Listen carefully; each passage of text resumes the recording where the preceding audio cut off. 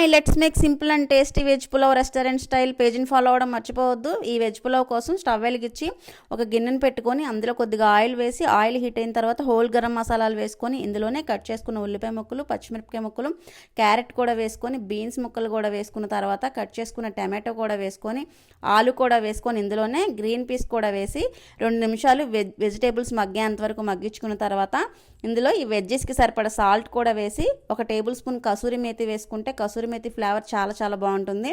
ఇలా వేసి 1 నిమిషం పాటు కలుపుకున్న తర్వాత ఇందులో ఫ్రెష్గా నూరుకున్న అల్లం వెల్లుల్లి పేస్ట్ కూడా వేసి, పుదీనా కూడా వేసి 2-3 నిమిషాలు మగ్గించుకున్న తర్వాత ఇందులో 1 కప్పుకి కప్పున్నర వాటర్ని కూడా యాడ్ చేసుకొని, కప్పున్నర చప్పున వాటర్ని యాడ్ చేసి ఈ వాటర్ మరుగుతుండగా సాల్ట్ కూడా వేసుకోవాలి టేస్ట్కి సరిపడా. ఇందులోనే అరచక్క నిమ్మరసం కూడా పిండుకొని వాటర్ బాయిల్ అవుతుండగా ముందుగా నానబెట్టుకున్న బాస్మతి రైస్ కూడా వేసుకొని 20 మినిట్స్ దమ్మిచ్చుకున్న తర్వాత స్టవ్ ఆఫ్ చేసి సర్వ్ చేసుకుంటే వేడివేడిగా వెజ్ పులావ్ రెడీ. ఈ వెజ్ పులావ్కి పన్నీర్ కర్రీ చాలా బాగుంటుంది. టేస్ట్ అయితే అద్దరిపోయింది. పేజీని ఫాలో అవ్వడం మర్చిపోద్దు. వీడియో ఎలా అనిపించిందో కామెంట్ సెక్షన్లో కామెంట్ చేయండి.